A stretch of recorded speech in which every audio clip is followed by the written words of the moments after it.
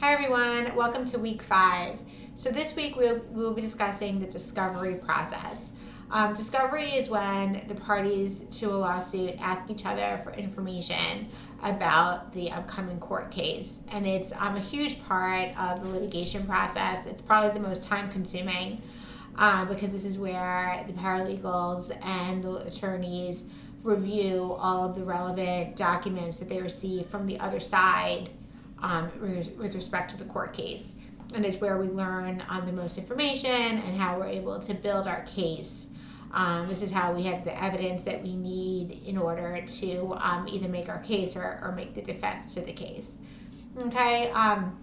When I was a first year attorney, I was involved in several different discovery requests.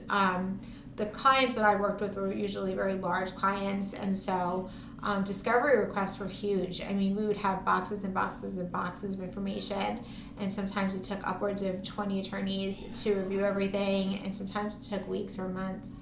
So it was a huge process. Back then, this is going back to the year 2003, most of the documents were hard copy. They weren't, almost everything was given to us in boxes as opposed to online. So we'd have to log everything that we received. We have to make copies. Whenever something was relevant, we would have to just highlight it. We had these huge rooms called war rooms where we kept all the information, and if somebody took something out, they had to check it out, kind of like an old library system.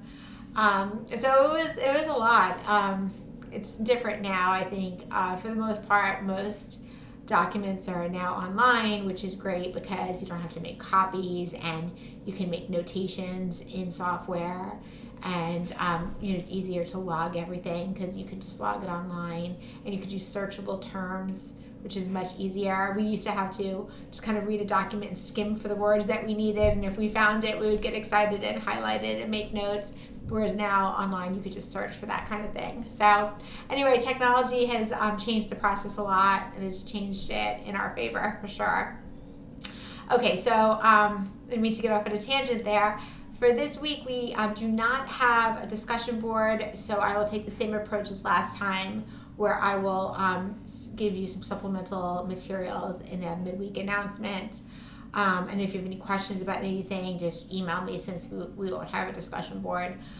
We have 2 assignments this week. One is to draft interrogatories, which you will learn about in your textbook, and there's some great samples. And then another is to draft a request for electronic discovery. So it's an electronic discovery request.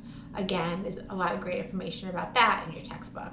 So if you have any questions about those 2 assignments, let me know. I would recommend reading the chapters first before you tackle the assignments. So read the chapters, then look at the assignments, and if you have any questions, let me know. But I look forward to working with you this week, and thanks for working hard. I appreciate it.